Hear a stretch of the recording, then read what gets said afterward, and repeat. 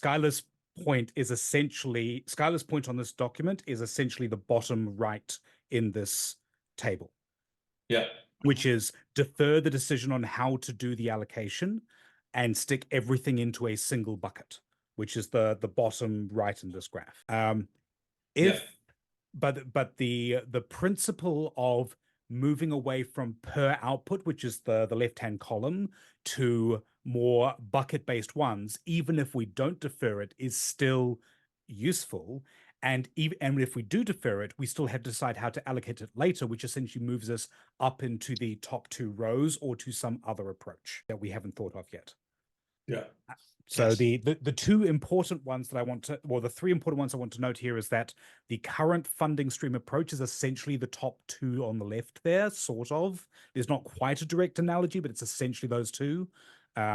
Because they sort of hybridize together in the way that, because of the way that outputs are essentially serving the dual purpose of storing the dev fund and enabling it to be spent. And then the 2 other points are that, we can't implement defer to future network upgrade if we send to individual outputs, because the moment you send to an individual output, it's immediately spendable.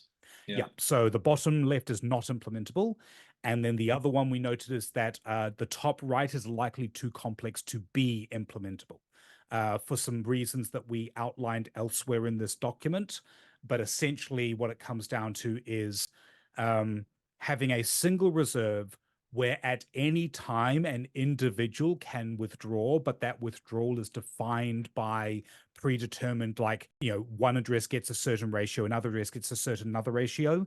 That would then mean that the consensus rules would need to be keeping track of not only a single reserve, but also how much of that reserve belongs to each address and how much of that percentage of belonging to each address had been withdrawn by that particular address. And it becomes a somewhat fractal. It essentially becomes the per recipient reserve at that point. Yeah, exactly. Yeah. So it would make more sense in that sense to do a per recipient reserve, which is essentially, think of it as you predefine how much each individual recipient is going to get, and put them into those buckets ahead of time. But then how they withdraw from that is what you can decide. It's actually either this box or this box. Yeah, or in defer to future network upgrade, if we wanted to constrain how it was done to some future fancier way, you could still choose to pre-allocate in the consensus rules who gets what.